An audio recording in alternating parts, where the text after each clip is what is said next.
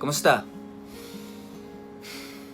Siguro pinapanood mo to ngayon na meron na akong 100,000 subscribers kasi plano ko talagang i-upload to kapag 100,000 subscribers na ako. Para sa matong video na to, unang-una hindi ito shoutout video, no? Mahilig kasi ako magkwento ng karanasan ng iba, nila Ate Rose, ng lola ko. Karanasan ko kahit papano may mga kinukwento rin ako. Pero bakit hindi natin ikwento kung paano nagsimula yung channel ko? Alam niyo yun kasi wala pa akong isang taon sa YouTube. Tapos yung content ko pa, horror tapos kwento. Alam niyo bang sobrang hirap makakuha ng audience sa ganitong klase ng content? Kasi tayo mga Pilipino, sanay tayo sa mga content na prank-prank, mga vlog-vlog, mga food vlog, mga ganun. Pero yung horror, talagang, kumbaga, kami yung nasa pinaka ilalim ng mga content creator eh. Pero nakakatuwa pa rin kasi may mga Pilipino na nanonood o nakikinig sa ginagawa namin. Kaya gusto ko lang sabihin sa inyo o gusto ko lang magkwento sa inyo kung paano, kung bakit ko rin pinasok yung pagiging horror narrator. Kaya maganda to. Pero parang ang pangit naman kung kakausapin ko kayo na nakahubad ako, ang gulo ng buhok ko, may bigote. Bakit hindi natin lagyan ng konting timpla, no? Mas maganda siguro. Teka lang. Ayan, pwede na siguro to. Naligo ako, pero parang ang pangit pa rin kung kakausapin ko kayo na ganito yung itsura ko, no? May nakahubad, bigote, kala mo, ermitanyo, gulo ng buhok. Teka lang, ayusin ulit natin, pero last na to. Yung sunod na clip, usap na tayo. Ayan, mukhang pwede na to, no? Ayos na yan, may kulay pa na ganyan. Parang silver. Bakit silver? Silver plaque. Napakasimple. Hindi, biro lang. Kung bakit ganito yung kulay ng buhok ko. Kasi na-inspire ako dun sa kwento ng lola ko sa paparating natin na Mamang, karamihan naman sa inyo, nakikinig at sumusubaybay sa serye ni Mamang, no? May malupit na eksena ro na basta abangan nyo na lang kung bakit ganito yung kulay ng buhok ko. Sobrang fan din ako ni Mamang, katulad ninyo na ibang nanonood sa akin ngayon. Kaya nagawa akong ganito yung buhok ko. Tapos siguro may punto na rin kasi 100,000 subscribers na tayo. Meron na tayo nung silver plaque nga, di ba? Kaya ang sarap sa puso. Sobrang sarap sa puso na umabot ako sa ganito na 100,000 subscribers. Alam niyo yun na nagkukwento lang naman ako yung mga experience ng kaibigan ko, yung mga nakapalibot sa akin, ilang subscribers ko, mga kwento nila, warrior members ko. Alam niyo yun, nagkukwento lang naman ako pero umabot tayo ng 100,000 subscribers. Less than a year. Oh guys nga pala, actually wala pang isang taon yung channel ko. Ano pa lang ako, parang 11 months and 10 days, 9 days, parang mga ganun pa lang. Tapos 100,000 subscribers na tayo kaagad. Parang wow, grabe, ganun katindi yung suporta ninyo sa akin. Maraming nauna sa akin na mga narrator pero alam mo yun, grabe, umabot na tayo sa 100,000, hindi ako makapaniwala. Nga pala, bago ko sagutin yung sarili kong tanong, isa-shoutout ko lang yung mga narrator na kadikit ko, yung mga malapit sa puso ko na mula zero hanggang dito sa 100,000. Sila yung patuloy kong nakikita at saka nakasubaybay sa pag-grow ng channel natin. Unang-una, gusto ko muna mag-thank you kay Ate Jolly. Hindi na kasi nagkukwento ngayon yun si Ate Jolly, wala na siya eh. Sabi niya babalik siya pero wala, hindi na siya ulit nagkukwento. Siguro busy lang, maraming ginagawa. Pero yun ang unang-una kong pasalamatan, si Ate Jolly. Bakit si Ate Jolly? Kasi siya yung gumawa talaga nung, ewan ko lang kung kasama kayo ron sa Philippine horror community. Yan, si Ate Jolly. Ang gusto kasi ni Ate Jolly, lahat ng narrator sama-sama. Yung may para yung mga bago, makilala yung mga batikan. Tapos yung mga batikan, makilala yung mga bago. Tapos para matulungan nila. Kaya si Ate Jolly talaga ang gumawa nun. Para ma-organize kami. Kasi dati, sa pagkakatanda ko ang magkakasama lang ng mga narrator nun, yung mga nasa YouTube lang. Kasi sa YouTube, alam ko, meron dong group chat. So sila lang yung nag-uusap. Yung mga batikang narrator lang. Yung mga baguhan, hindi na bibigyan ng break. Alam niyo yun. Kaya, yun nga, yung nagkaroon ng Facebook, yung Philippine Horror Community. Yan, dyan na nagkakilala lahat. Tas yun na, hanggang sa nakilala ko na yung mga talagang sikat noon Well, hanggang ngayon naman sikat sila. Yan, sila Boss Neb, sila Boss ko, si Creepy Macpansit, si Room 666, Nginig TV, yan sila. Tapos nun, after nun, nung nagkakilala na, nagka-share na ng kwento na pakinggan nyo to, alam ko nga, pangalan ko pa yung gamit ko nun, hindi pa pinuno sa pagkakatanda ko. Pangalan ko pa, full name ko pa yung gamit ko nun. Yan, okay yan, pakinggan nyo. Hanggang sa pumasok na si Dolls and Spooks, si Ma'am Clark. Alam ko, lagi ko nakukwento to. Nakwento ko na to nung 20,000 subscribers pa lang ako na nag-shoutout ako. Na nag-thank you ako sa lahat. Na dahil rin kay Ma'am Shi, kaya nagkaroon ako ng boost sa channel ko. Kaya rin ako medyo nakilala ng konti nun dahil kay Ma'am Shi yun. Yung mga subscribers niya, pinakinggan yung kwento ko hanggang sa nagulat na lang ako kasi ang subscribers ko pa lang nun parang 700 pa lang yata. 700 subscribers ako.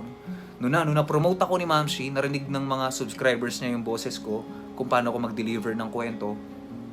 Yun na, sobrang bilis ng pag-angat ko. Ang dami na hanggang sa nakipag-collab na ako kung kani-kanino na ng mga bigatin tsaka malalaking channel. Kaya sobrang thank you ako dyan kay Ma'am Shi Clark, Dolls and Spooks. Guys, mag-subscribe kayo dyan para tuloy-tuloy lang rin yung pag-angat ni Ma'am Shi. Yun, tapos yun na, pasok na yung mga kanya-kanyang collab. Yan, kila Creepy Macpansit, Pinoy Creepypasta, Hilakbot, The 3AM Encounter. Basta marami na akong kinulab nun. Marami na akong pinasukang iba't ibang channel. Tas yun na, nagustuhan na ako ng tao. Hanggang sa dire-diretso na tayo sa pag-angat. Yun na, naabot na natin itong 100,000. Kaya sobrang thank you ako sa lahat ng kapwa ko narrator. Kaya ako kapag may mga nakikita akong bago, since na meron naman akong community, meron na akong page, meron na akong FB group, talagang alam nyo yun, sige, post kayo dyan para makita rin ng ibang tao yung talent nyo. Hindi lang yung puro sa akin nakikinig. Dapat makinig naman sila sa iba. Or minsan kapag wala akong upload, tamang chill lang muna kayo sa ibang channel, di ba? Para naman, mabigyan natin ng break yung iba. Yun. Kaya yun yung gusto ko mangyari. Pero yun nga guys, inaanyayahan ko kayo mag-invite sa mga... ini-invite ko kayo na mag-subscribe sa mga malalapit sa puso kong narrator.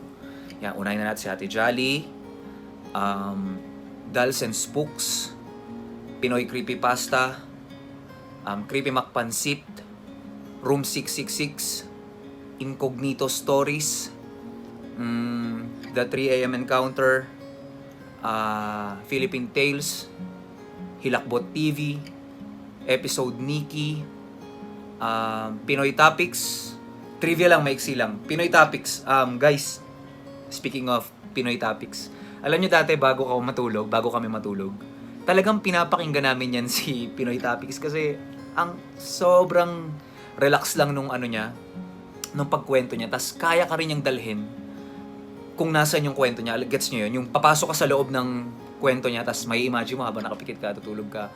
Ganyan pala sila, Toto, something. Uy, may nakalabang engkanto, ganito, ganyan. Ang ganda, alam nyo yun na galing niya ni Pinoy Topics, nakakatuwa. Tapos pag yung mga talagang pandiinan na, yung gusto mong matakot, yan na, dyan naman papasok ngayon sila Pinoy Creepypasta, Creepy Macpansit, Room 666, Hilakbot TV, 3AM Encounter, Incognito Stories, di ba? Isa pa rin pala, si Philippine Tales, isa rin sa mga magagaling na narrator at napakinggan ko na ang sarap din ng pag-deliver niya. Katulad rin ni Episode Nikki, yan si Ma'am Nikki. Yan yung mga malalapit sa puso kong channel na sana guys mag-subscribe kayo sa kanila. Tapos ngayon yung mga uprising channel natin, yan sila Iri Kelly, sino pa ba? Teka lang, tingnan natin. Kamisteryo Stories, Jasper Raid Stories. Basta marami pang mga bagong narrator ngayon na ang gagaling. So, sana guys, bigyan natin sila ng break. Madali lang naman, ang gagawin nyo lang naman, subscribe, tapos pakinggan nyo yung channel nila. Tapos mag-comment kayo ron. Kasi alam nyo sa amin guys, sa aming mga narrator, sobrang nakakatuwa na nagko-comment kayo sa video na ina-upload namin. Lalo pa sa akin yung mga first. Alam nyo, minsan natatawa na lang ako kapag upload ko. Nagugulat ako, uy, meron na ako agad 30 comments. Uy, may 20 comments. Sino itong mga to? Tapos tinatandaan ko yung mga pangalan nyo isa-isa. Kaya kapag nagla-live ako, ayun nga, tinatandaan ko kaya shoutout ko kayo kaagad. Alam nyo yan. At saka nga pala guys, gagawa pa tayo ng isang ganitong klase ng, pero doon naman question and answer yung gagawin ko. mamimili ako ng mga tanong nyo kapag hawak ko na yung silver plaque. Para habang hawak-hawak ko siya, alam nyo yun na pinapakita ko sa inyo na guys, ito yung pinagtrabahuhan ko mula sa wala talaga, mula sa, alam nyo yun, 200, 300 subscribers. Ito na siya kasi dahil sa tindi ng suportang pinakita nyo sa channel ko, sobrang nagpapasalamat ako sa inyong lahat. Alam nyo yun? Well, madali, para sa iba kasi, yung mga content na mga nakakatawa, mga vlog, mga prank, ang dali lang nilang magkaroon ng maraming subscribers. Kasi, yun nga, ang hilig nating mga Pilipino, di ba, yung nakakatawa. Bibihira lang naman yung tulad nyo na nakikinig sa mga horror namin, ng mga kwento, pero alam nyo yun, umabot tayo sa 100. Kahit sabihin nyo na sobrang tagal, kasi para sa iba, ang tagal ng 1 year, tapos 100 ka pa lang. Ano bang ginagawa mo? Pero sa akin, ayos lang yun. Hindi na nga ako umaasa na abot ng 1 million eh. Pero alam nyo, tuloy-tuloy pa rin tayo. Dire-diretso tayo sa paggawa. Kasi may mga taong naghihintay dyan. May mga tao na gustong mapakinggan yung iba't ibang klase ng kwento ng kababalaghan. Na ayoko namang iwan sa ere. Kasi nasimulan ko na to eh. Bakit hindi ko pa idire-diretso, di ba? Total, marami naman na naghihintay sa akin. E di, game, sige, gawin natin to. Tingnan natin kung hanggang kailan naabot. Tingnan natin kung saan tayo titigil. Pero kung ako lang masusunod, ayokong tumigil. Hindi talaga ako titigil. As long as may mga nalalaman ako na iba't ibang klase ng kababalaghan na nangyayari sa mundo natin, yung mga, alam ko naman ako, konti lang yung makaka-relate. Kasi ngayon, medyo ano na nga tayo, di ba? Advanced na yung technology. Parang, yung mga multo-multo na yan, parang wala na sila. Mga engkanto, aswang, wala na yan. Kung meron man ngayon, dapat nabivideohan na, pero wala, di ba? Pero ako, magkukwento pa rin ako, kaya maniwala kayo o hindi, ito naman kinuwento lang sa akin. Tapos gusto ko lang ikwento rin sa inyo, di ba? Tsaka nga pala, parang ang dami ko nang sinabi, pero wala pa yung kwento ng channel ko. Oo nga, di ba? Ano bang kwento ng channel ko? Bakit ba ako nagkaroon ng channel? Pero parang nakwento ko na rin naman eh. Pero sige, dagdag na rin natin, no? Para tamang kwentuhan lang, chill lang. Kasi puro naman na tayo pananakot. Puro na ako pananakot sa inyo. Puro na lang pakilabot. Ito naman tamang kwentuhan lang. Pwede nyo namang iskipan kung hindi nyo trip panoorin. Para na rin to sa akin. Alaala ko para sa channel ko na nung nag 100,000 subscribers ako, ganito yung ginawa ko. So, yun nga. Paano nga ba nagsimula ang Pinuno? Unang-una, ang pangalan ng channel ko noon, buong pangalan ko, hindi pa siya ang Pinuno. Tapos noon, nung napapansin ko na pag nagkukwento ako ng mga tungkol sa kulam-kulam, may kaibigan ako na nag-PM sa akin, hindi si Jess. Nag-PM siya sa akin na sabi niya, bro, palitan mo yung pangalan mo sa YouTube channel mo kasi napakinggan ko na parang meron kang tinitirang mga mangkukulam sa kwento mo. Baka magalit sa'yo, balikan ka. Yun yung sabi. So ako naman nag-isip na, oo nga no, may posibilidad kasi kaya ng mga mangkukulam na mangulam, gamit lang yung buong pangalan mo. Yung picture ko, dali lang naman kunin. Ano lang, nasa Facebook lang, type nyo lang yung buong pangalan ko, ako na ilalabas Doon ngayon umisip yung ideya ko na, kung magpapalit ako, anong pangalan? Sa isip-isip ko na, well, mahilig naman ako sa anime. Ano ba pinaka-paborito kong anime? Yung Hunter x Hunter. Tapos sino ba pinaka-paborito kong character doon? Actually, ang gusto kong character doon, si Killua nung una. Kaso lang nung pinalabas tong Gineryodan, nakita ko si Pinuno nang napakaangas. Alam niyo yun, yung tahimik lang siya pero grabe yung lakas niya. Doon na pumasok sa isip ko na, uy, okay sige. Total, paborito ko naman yung Hunter x Hunter, tas idol ko si Cloro. Yun na ipapangalan ko sa channel ko. Ang Pinuno. Yun, doon nagsimula yung Ang Pinuno ko. Tapos, ang nagbigay sa akin ng inspirasyon naman para maging narrator, yan. Ito talaga yung mga totoong pinapakinggan ko nung hindi pa ako nagnanarrate. Unang narinig ko, Bulalord. Kilala niyo si Bulalord, di ba? Napakinggan ko yan. Yan yung mga trivia pa eh. Para ang narinig ko sa kanya, si Maria Labu yata. Maria Labu. Si Bulalord yun. Tapos, ang sumunod doon, sabi ko, ano to? Hilakbot? Ano kaya meron? Pag-click ko, parang parehas siya ng content ni Bulalord. Pero, yung kay Hilakbot, kwento. So, naisip ko na, nagkukwento? So, ibig sabihin, pwedeng magkwento. Pinakinggan ko si Hilakbot. Una muna, minarathon ko talaga Hilakbot TV. Hanggang sa nakita ko si Pinoy Creepypasta. Sabi ko, Pinoy Creepypasta? Teka lang, may pinapanood akong English na creepypasta. So, ito yung Pinoy Creepypasta. Ano to? Mga top 5 something. Parang si Nukes. Pag-click ko, kwento din. Sabi ko, uy, ayos, kwento din. Pinakinggan ko siya. Ayun na, sunod-sunod na. Akala ko nga nung una, iisa lang si Pinoy Creepypasta, Creepy Macpansit, Room 666, tsaka Nginig TV. Akala ko iisa lang sila kasi random lang yan na nag-autoplay sa YouTube ko dati. Tapos pagtingin ko, uy, hindi pa, alam ko nakasubscribe na ako dito, hindi pa pala. Yung pala magkakaibang tao yun. Tapos di yun na. Hanggang sa pumasok ngayon, Philippine Tales, babae. Sabi ko, uy, babae. O kaya, pakinggan ko nga yung kwento. Sabi ko, walang gagaling ng mga to. Paano kaya nila naiisip yan? Saan nila kaya kinukuha yung ideya na yan? Tapos pumasok ngayon, di pakinig-pakinig pa rin ako. Hanggang sa nakita ko na si Pinoy Topics. Kaya Pinoy Topics ako medyo tumigil. Kasi puro siya na yung pinapakinggan ko nun eh. Tapos naririnig ko na fiction. Invento lang niya yung kwento. Pero ang galing. Sobrang ganda ng setup. Tapos ako naman, habang nakikinig-ginig ako, sabi ko, bakit hindi ko gawin? Bakit hindi ako mag-narrate?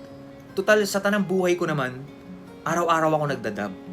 Araw-araw ako nagnanarrate ng kung ano-anong anime, Korean novela, movie. Sabi ko, kung gagawin ko to, madali na to para sa akin. Ang problema, saan ako kukuha ngayon ng kwento? Eh di yan na, nag-uusap-usap kami nila Ella, James, mga kapatid ko, yan, si Impacta TV, ang ninuno, oy, subscribe kayo dun sa dalawa. Kwento-kwentuhan kami. Parang di ko lang alam kung kanino ko narinig, pero parang sinabi niya sa akin na, bakit hindi mo ikwento yung experience natin? Boom! Doon ako ngayon nagkaroon ng ideya na sabi ko, oo nga no, sariling kwento natin, pero hindi ako marunong magsulat. Sa isip-isip ko, paano to? Paano ko sisimulan yung kwento na hindi ko alam kung anong gagawin ko? Tapos isip, paano ko sisimulan yung kwento ko? Tapos sila, pansin ko lang kila Boss Neb, yan, kila Boss ko, kay Creepy Macpansit na, rekta na, kwento na, wala nang intro-intro pa para may mga ganun-ganun. Pinaka-intro lang nila yung music eh. Yun lang eh. Pero ako sa isip-isip ko na, kailangan may malupit akong maisip na intro. Paano kaya? Tas pinapakinggan ko pa rin sila, kumukuha pa rin ako ng ideya. Parang ilang buwan ko silang pinag-aralan. Tas sabi ko, okay, game. Nakaisip na ako ng ideya. Ito magiging intro ko. Ang kwentong ito ay hango sa totoong buhay. Charot, di ba? Biglang nagkaroon ako ng ganong ideya na, sige, kakararing ko na to. Unang kwento natin, Ella, James, yung experience natin sa Tagaytay, di ba? Grabe yun. Doon ngayon pumasok. Nag-start ako ng kwento ng grupo ko muna. Tapos hanggang sa nakipagkwentuhan ako sa tatay ko. Kami nga muna yun eh. Kami nga muna ng tatay ko. Di ba may mga kwento-kwento kayong ganyan? Tapos naisip ko, si nanay kaya, lola ko kaya. Hanggang sa nagkwento na yung ano ko, lola ko, sabi niya, ano ba yan? Ano bang klaseng kwentong gusto mo? Yung nakakatakot. Ganun pa siya. O nay, yung mga aswang-aswang, yung mga experience nyo sa probinsya. Ay, marami yun. Mahaba yun. May maniniwala ba? Sabi ko, nay, kahit walang maniwala, ang sa akin lang, magkwentuhan tayo. Kung ano yung kukwento mo sa akin, ikukwento ko sa channel ko. Kasi ang malupit nito, paano napasok si Ate Rose? Kukwentuhan kami ni lola ko, ng nanay ko, sa makina niya na pantahe. Usap. Si Ate Rose, nag-iossi lang. Nasa gilid lang kasi kakwentuhan din ng lola ko yun eh. Pag dumadating ako galing dubbing, titigil sila sa pagchismisan nila, tapos kami magkukwentuhan ng lola ko. Si Ate Rose, nakikinig lang. Sabi niya, ay, gusto mo na mga ganyang kwento? Manggagamot ako! Boom! Sabi ko, uy! Seryoso, Ate Rose? Doon nagsimula yon si Ate Rose. Actually, hindi Ate Rose ang pangalan nun. Ginawa lang namin Ate Rose kasi sobrang sikat ni ate sa Iloilo tsaka Negros eh. Marami siya naging pasyente doon. Tapos yun na, kwentuhan ngayon, kwentuhan na kami si Ate Rose. Pero nagkukwentuhan pa rin kami ng lola ko, yung mga experience nila. Tapos dumagdag ngayon si Ate Rose, ang dami naman na. Hanggang sa may kapitbahay kaming Grab driver, si Kuya Mar, ang dami ding kwento. Kaso nga lang, wala ngayon si Kuya Mar kasi down yung Grab. Pero alam ko ngayon, up na. Hindi na nga lang siya gaano nagagawi dito. Parang pili lang yung mga lugar niya na iniikutan. Yun, marami nakakakilala kay Kuya Mar. Kay Kuya Mar nagsimula yung kwento ko tungkol sa Samar. Kasi taga dun yun eh. Ang lupit. Tapos yun na, hanggang sa nagdugtong-dugtong na, hanggang sa kumalat si Ate Rose, kinalat na sa buong lugar namin na nagkukwento ako. Tapos ang dami na nagkukwento sa akin, sa lola ko. Isipin nyo, yung mga nagpapatahi sa lola ko sa labas, pumupunta rito. Habang nagpapatahi sa lola ko, nakikipagkwentuhan sa akin. Alam nyo yun na, sobrang nakakatuwa yung mga kapitbahay ko. Na-appreciate kung ano yung ginagawa ko, tapos sinusuportahan nila ako sa pamamagitan lang ng pagkwento nila. 'Di ba? Nakakatuwa, sarap lang sa puso na may natutuwa sa ginagawa natin, 'di ba? So, yun, hanggang sa nagdire-diretso na, Ang dami ko na nakuha ang kwento, pati sa mga warrior members ko. Sinubukan kong kumuha ng kwento sa ibang subscribers natin, kaso medyo palyado tayo eh. Ayoko kasi nung nagkakaroon ako ng kaparehas na kwento. Sobrang ayoko nun. Kaya medyo hindi na ako kumuha sa... Hindi pala medyo. Totally hindi na ako kumuha ng kwento sa subscribers lang. Dapat warrior members kayo. Bakit? Kasi yung pagkakaroon nyo ng badge, pagpapakita nyo yan ng loyalty sa channel ko. Kaya yun, sa mga nagtatampo, pasensya na. Marami pang ibang magagaling na narrator na pwede nyong senda ng kwento ninyo. Okay? So, yun nga. Yun na yung pinaka-history ng channel ko kung bakit tayo nagsimula. Well, 1 year pa lang naman tayo. So, magwa 1 year pa lang naman tayo. Marami pa tayong pagdadaanan ng mga pagsubok. Marami pang bashers na darating.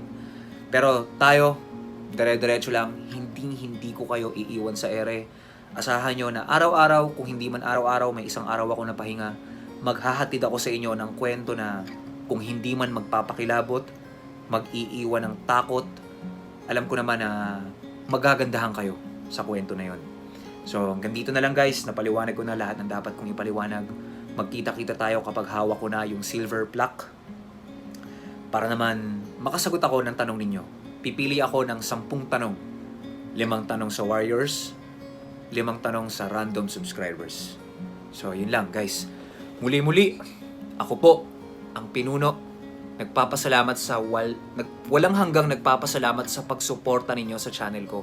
Sana, wag nyo akong iwan kasi hindi ko kayo iiwan kung saan man umabot ng channel na to. Yun lang. Hanggang sa susunod na kwento. Salamat.